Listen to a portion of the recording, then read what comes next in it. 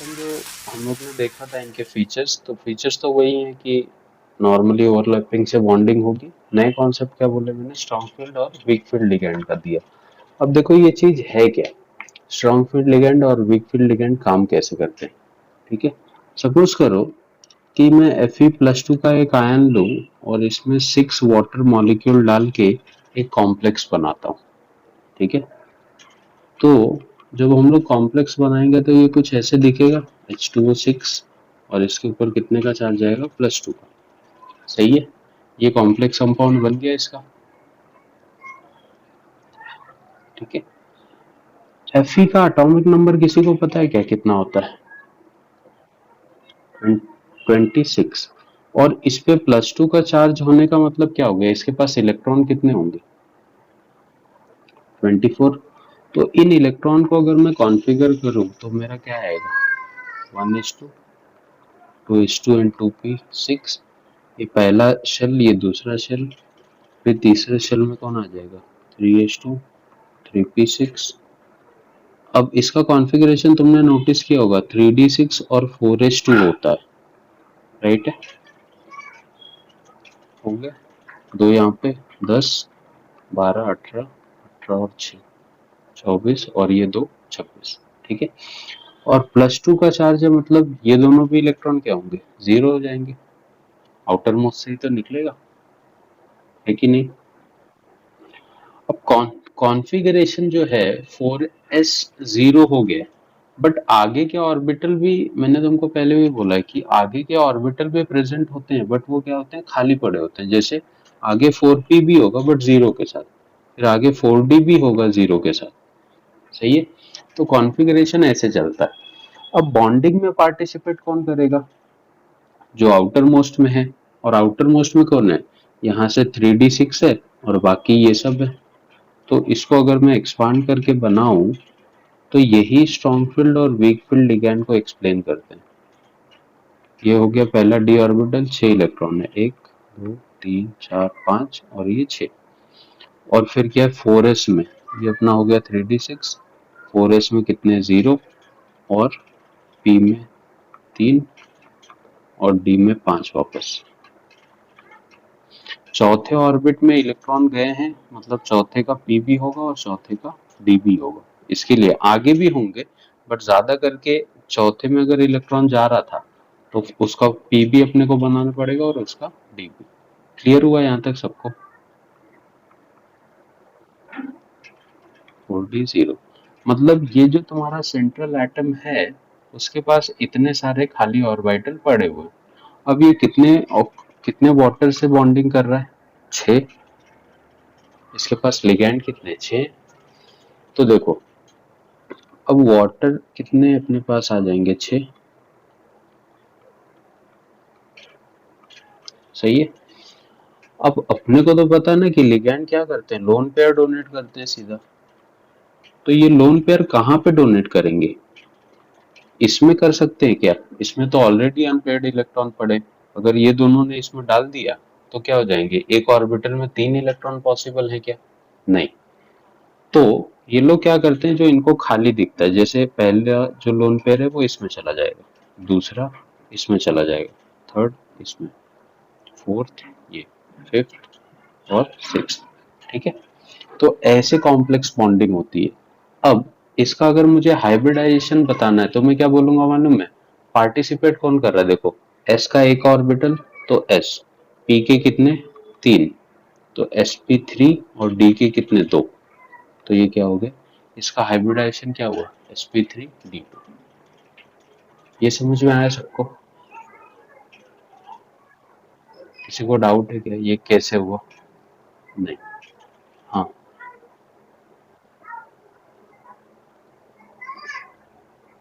हाँ ये डी वाले ना। बट कैसा होता है मालूम है, सेंट्रल मेटल की उतनी कैपेसिटी भी होनी चाहिए ना होल्ड करने की। अब कैसा होता है, 4s और 4p, तुमको मैंने बताया है कि s ऑर्बिटल न्यूक्लियस के ज्यादा नजदीक होता है, फिर p, फिर d और फिर f, राइट? तो अब इसकी ज्यादा स्ट्रेंथ है इलेक्ट्रॉन को होल्ड करने की, तो इसने कर लिया। पी की भी है तो पी ने भी कर लिया, सही है। डी की भी होती है स्ट्रेंथ, बट तुम लोग कभी ध्यान दोगे तो डी का जो कॉन्फ़िगरेशन होता है वो क्या होता है, पहले ऑर्बिट को हम लोग क्या बोलते हैं, D X Y, D Y Z, D Z X, और इसी में क्या होता है, D X square Y square और डी जेड स्क्वायर, मालूम है। तो डी के इन 5 ऑर्बिटल में 2 ही एक्सियल होते हैं और बाकी जो 3 होते हैं वो नॉन एक्सियल होते हैं। और केमिकल बॉन्डिंग में तुमको सर ने पढ़ाया होगा कि जो एक्सिस पे होते हैं वो कौन सा बॉन्ड बनाते हैं, सिग्मा, और जो नॉन एक्सियल है वो कैसे बॉन्ड बनाते हैं, पाई। तो s और p तो इलेक्ट्रॉन होल्ड कर सकते हैं, और जो d ऑर्बिटल है, सही है, d ऑर्बिटल में जो एक्सियल है वो लोग क्या कर सकते हैं, इलेक्ट्रॉन को होल्ड कर सकते हैं क्योंकि वो सिग्मा बॉन्ड बनाते हैं। बाकी जो 3 नॉन एक्सियल है वो तो पाई वाले, तो उनके पास उतनी स्ट्रेंथ नहीं होती है इलेक्ट्रॉन को होल्ड करने की, तो इसीलिए ये फाइनली क्या करते हैं, यहाँ पे ऐसे बॉन्ड बनाते हैं। तो डी के इसीलिए 2 ही इन्वॉल्व हो रहे हैं, दैट इज एक्सियल वाले, समझा। और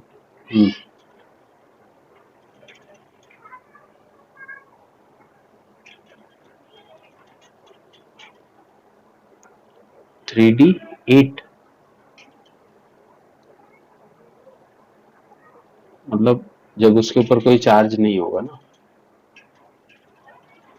हाँ, तो जब इसको तुम बनाओगे तो क्या मिलेगा तुमको, 4s2 और 3D। इसमें 8 क्यों नहीं होता मालूम है, एस न्यूक्लियस के ज्यादा नजदीक होता है ना, तो वो डी के इलेक्ट्रॉन को छीन लेता है। या तो मैंने बताया ना, ऑर्बिटल या तो हाफ फील्ड होने चाहिए या तो फुल फील्ड होने चाहिए। तो जब इसके 2 इलेक्ट्रॉन ये खींच लेता है तो ये फुलफिल हो जाता है, और ये भी लगभग क्या हो गया, देखो हाफ फील्ड हो गया ना, तो इसकी वजह से डी भी स्टेबल हो जाता है और एस भी स्टेबल हो जाता है, इसीलिए ऐसा होता है इसमें। समझा यहाँ तक, डाउट है। अब देखो ये जो होता है ना, वाटर जो है, ये एक वीक फील्ड लिगैंड है। वीक फील्ड मतलब इसको जहां जहां पे खाली ऑर्बिटल दिखेंगे वहां वहां पे अपने पेयर ऑफ इलेक्ट्रॉन को ये क्या कर देता है, इजीली डोनेट कर देता है। सिंपल सा लॉजिक है। क्या करेगा, जहां पे इसको पेयर ऑफ इलेक्ट्रॉन दिख रहे हैं, मतलब खाली ऑर्बिटल दिख रहा है पूरी तरह से, उसमें पेयर ऑफ इलेक्ट्रॉन डोनेट करेगा। यही काम होता है किसका, वीक फील्ड लिगैंड का। बट इसी सेम एग्जांपल में अगर मैंने अमोनिया से बनाया होता, अमोनिया मतलब Fe+2 और 6NH3 ले लिया होता, ठीक है, तभी भी मेरा कॉम्प्लेक्स बनता था। क्या बनता था, FeNH3 6 और +2, सही है। लेकिन दिक्कत क्या है मालूम है, इसका हाइब्रिडाइजेशन जब साइंटिस्ट लोग चेक करते हैं तो वो अलग आता है। अलग इसलिए आता है क्योंकि अमोनिया एक क्या है, स्ट्रॉन्ग लिगैंड है। स्ट्रॉन्ग लिगैंड का मतलब क्या है, अब देखो सेम चीजें मैं वापस लेता हूँ। Fe+2 का configuration 1s2 2s2 2p6 3h2 3p6 3d6 और 4s0, फिर क्या लिखा था मैंने, 4p और 4d, सही है। तो अब कौन पार्टिसिपेट कर रहा था, ये चारों पार्टिसिपेट कर रहे थे, तो बना लो। यहाँ पे क्या था अपने पास, 3d6, फिर 4s, फिर 4p और फिर 4d,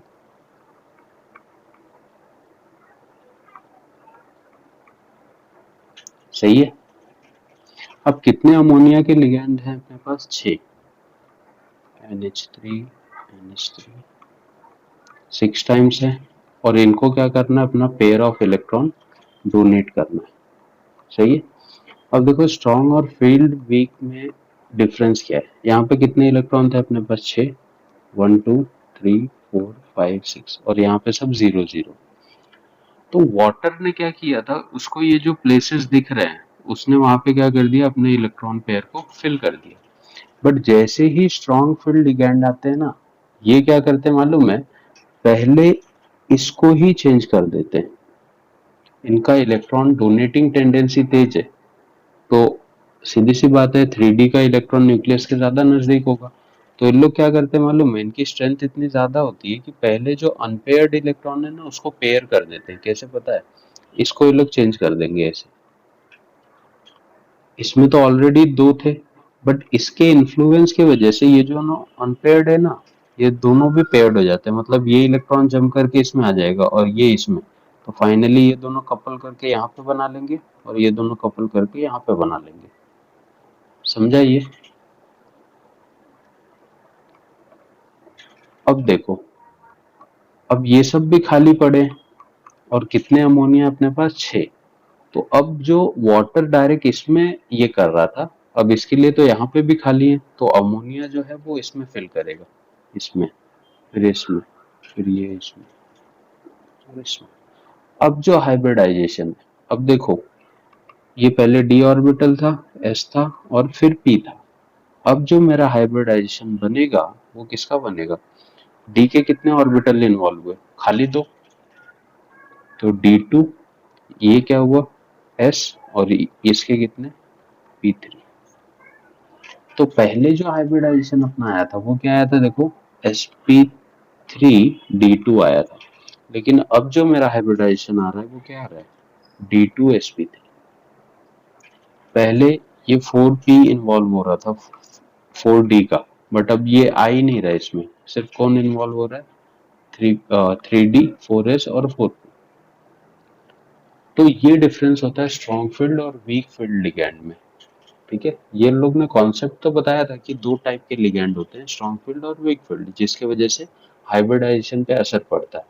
बट जब इनको पूछा गया कि आप लोग बताओ कौन स्ट्रॉन्ग फील्ड लिगैंड है, कौन वीक फील्ड लिगैंड है, तो इन लोग वेरीफाई नहीं कर पाते। तो आज के टाइम पे जो डिस्कवरी है, साइनाइड, NH3, कार्बन मोनोऑक्साइड, ये सब कैसे हैं? स्ट्रॉन्ग फील्ड लिगैंड है। और वीक लिगैंड में कौन कौन आते हैं? OH हो गया, Cl हो गया, फ्लोरीन हो गया, या वाटर हो गया जैसे मैंने बताया था। तो ये चार को हम लोग वीक फील्ड लिगैंड कंसिडर करते हैं, और ये साइनाइड, NH3 और कार्बन मोनोऑक्साइड को स्ट्रॉन्ग फील्ड लिगैंड ये करते हैं। समझा? तो जब स्ट्रॉन्ग फील्ड लिगैंड आते हैं कॉम्प्लेक्स कंपाउंड में, तो वो पहले अनपेयर्ड इलेक्ट्रॉन को पेयर करते हैं, फिर बॉन्डिंग करते हैं। और वीक फील्ड रहेंगे अगर, तो जो अनपेयर्ड है उसको, उनसे कोई लेना देना नहीं रहता है। उनको जो खाली ऑर्बिटल मिलेगा वहां पे लोग क्या करते हैं? अपने लोन पे डालते रहते हैं। समझा? डाउट किसी को? ठीक है, तो मैं नोट्स दिखा रहा हूँ, उसमें थोड़ा कॉम्प्लिकेटेड तरीके से लिखा हुआ है, बट मैंने वो उसी नोट्स का एग्जाम्पल तुम लोग को समझाया है। तो अगर समझ में आएगा तो देखो, तो डाउट रहेगा तो मेरे को बोलना। ठीक है, जैसे देखो, मैंने स्टार्टिंग में वही लिया था कि ये मॉलिक्यूल से मैंने ये बनाया था और इस मॉलिक्यूल से मैंने ये। हाँ, और एक चीज है, यहाँ पे तुमको दिख रहा है कोई अनपेयर्ड इलेक्ट्रॉन दिख रहा है क्या? बॉन्डिंग के बाद यहाँ पे अनपेयर्ड नहीं होता है। तो वो मैग्नेटिक का कॉन्सेप्ट पता है? पैरामैग्नेटिक, डायमैग्नेटिक, मालूम है ना? तो डायमैग्नेटिक किसको बोलते हैं तुम लोग? जिसमें सारे पेयर्ड होंगे। तो मतलब जब मैं तुमको कॉम्प्लेक्स पूछूंगा ये वाला, तो इसका आंसर तो क्या है? सारे पेयर्ड है, मतलब ये क्या होगा? डायमैग्नेटिक। बट इसके पहले जो कॉम्प्लेक्स मैंने बनाया था, यहाँ पे सारे पेयर्ड हो गए थे, सही है। बट यहाँ पे क्या बचे थे? अनपेयर्ड बचे थे 4, राइट है। तो इसके वजह से वो क्या होगा? पैरामैग्नेटिक। ठीक है, दो से ज्यादा अनपेयर्ड होते हैं तो अपन वैसे फेरोमैग्नेटिक बोलते हैं, बट वो सिंगल एलिमेंट के लिए। किसी मॉलिक्यूल में अगर अनपेयर्ड इलेक्ट्रॉन है तो उसको हम लोग किस में कंसिडर करते हैं? पैरा। ठीक है, तो इसमें देखो वही था एक्चुअली। इसको उसने देखो क्या बोला था, वाटर वाला पैरामैग्नेटिक और इसको डायमैग्नेटिक। तो रीजन वगैरह जो भी है स्ट्रॉन्ग फील्ड लिगैंड के वजह से, बाद में यहाँ पे देखो वाटर वाला जो है, ठीक है, इसमें हाइब्रिडाइजेशन अपना क्या आया था? sp3d2, क्योंकि यहाँ यहाँ पे पेयर हो रहे थे इलेक्ट्रॉन। और जब हम लोग ने ये निकाला था NH3 वाला, तो NH3 के केस में क्या हुआ, ये पहले पेयर्ड हुए तो 2 D के इन्वॉल्व हुए, एक S का और 3 P का, तो हाइब्रिडाइजेशन इसका ये आ गया था। मैग्नेटिक मोमेंट भी तुम निकाल सकते हो यहाँ से, सही है। x+2 बोहर्स मैग्नेटो करके एक यूनिट होती है मैग्नेटिक मोमेंट निकालने के लिए। यहाँ पे जो x है वो रिप्रेजेंट करता है अनपेयर्ड इलेक्ट्रॉन को। तो अनपेयर्ड इलेक्ट्रॉन मेरे पास कितने थे यहाँ पे, देखो 1 2 3 4, तो x की वैल्यू 4, ये 4 और ये +2, तो √24 या 4.9, मतलब इस मॉलिक्यूल का ओवरऑल वाटर वाले का जो मैग्नेटिक मोमेंट है वो कितने 4.9 बोहर्स मैग्नेट। तो तुमको अगर नंबर ऑफ एम्प्लॉयड इलेक्ट्रॉन दिए जाते हैं तो ये फॉर्मूला रख के तुम उसका मैग्नेटिक मोमेंट बता सकते हो। समझा ये फॉर्मूला क्या है? ठीक है, ये डीएनएफ ब्लॉक में भी आएगा एक बार तुमको। तो हो गया है क्या वो चैप्टर? उसमें आया रहेगा मैग्नेटिक मोमेंट निकालने के लिए, था ना? ठीक है, क्या कर रहे हो फिर, अपने मन से लिख सकते हो या इसमें देख के लिखोगे? ठीक है। ठीक है, पहला ड्रॉबैक तो ये है कि ये स्ट्रॉन्ग फील्ड और वीक फील्ड में कोई भी सेपरेशन नहीं करते हैं कि कौन सा स्ट्रॉन्ग है कौन सा वीक है। दूसरा, कोई मैग्नेटिक प्रॉपर्टी तो निकाल सकते हो बट कलर्स नहीं बताते हैं लोग। ठीक है, कि कौन सा कंपाउंड कैसे कलर का दिखेगा, कौन सा स्पेक्ट्रम प्रोड्यूस करेगा। तो अगेन ये भी एक टाइप का मिस्टेक है। क्रिस्टल फील्ड थ्योरी में थोड़ी सी चीजें अलग है, बट ये खाली ना डी ऑर्बिटल की बात करता है। ठीक है, तो ऐसा नहीं कि वीक फील्ड में जो भी मिस्टेक्स थे उसको क्रिस्टल फील्ड क्लियर कर देता है। ठीक है, थोड़े से चेंजेस यहाँ पे अपने को देखने हैं। अब जब तुमको पूरा कॉन्सेप्ट करना है तो ये भी पता होना चाहिए और ये भी, सही है। पूरी थियरी जब हम लोग पढ़ते हैं तो सारे कॉन्सेप्ट क्लियर हो जाते हैं कॉम्प्लेक्स कंपाउंड के, बट अपने क्वेश्चन में सिर्फ ये दो ही दिए। तो ऐसा एक्सपेक्ट करके मत चलना कि इसके जितने भी मिस्टेक हैं वो ये क्लियर करेगा। ठीक है, ये कुछ चीज़ों को सिर्फ एक्सप्लेन करता है। तो पहले इसके ड्रॉबैक देखते हैं, फिर क्रिस्टल फील्ड थियरी में बताते हैं। लिमिटेशन या ड्रॉबैक जो भी है।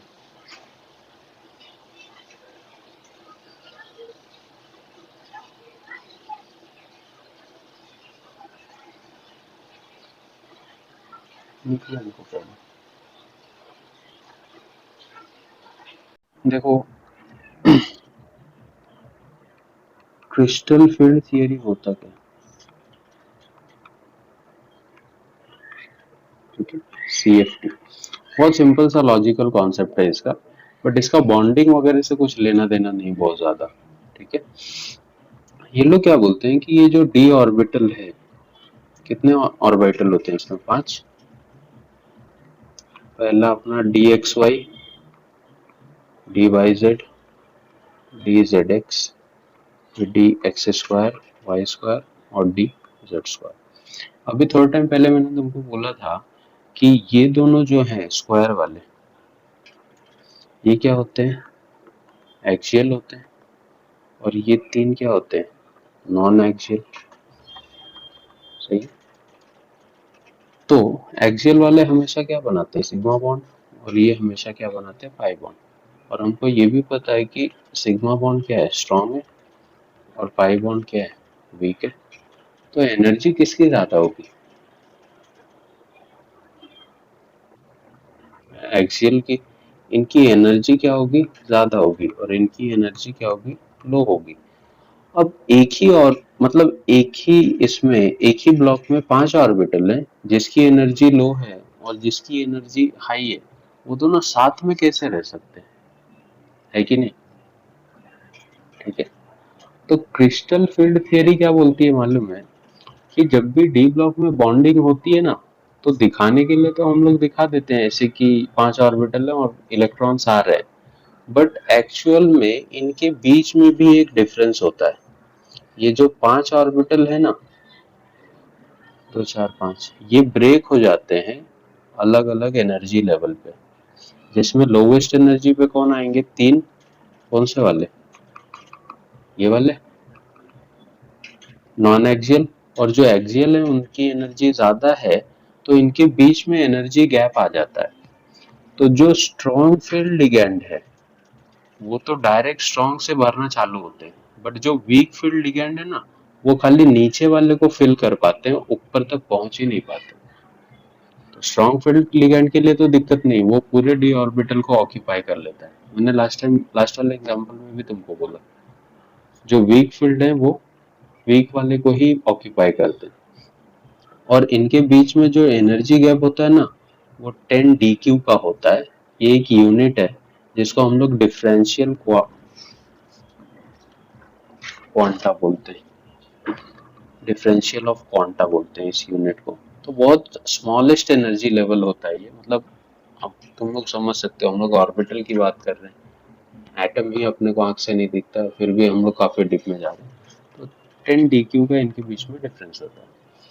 और जो एनर्जी इन दोनों ऑर्बिटल को सेपरेट करती है उसको हम लोग बोलते हैं क्रिस्टल फील्ड स्प्लिटिंग एनर्जी। समझा? Crystal field splitting energy, split कर दे रही है ना ऑर्बिटल को दो अलग अलग पार्ट में।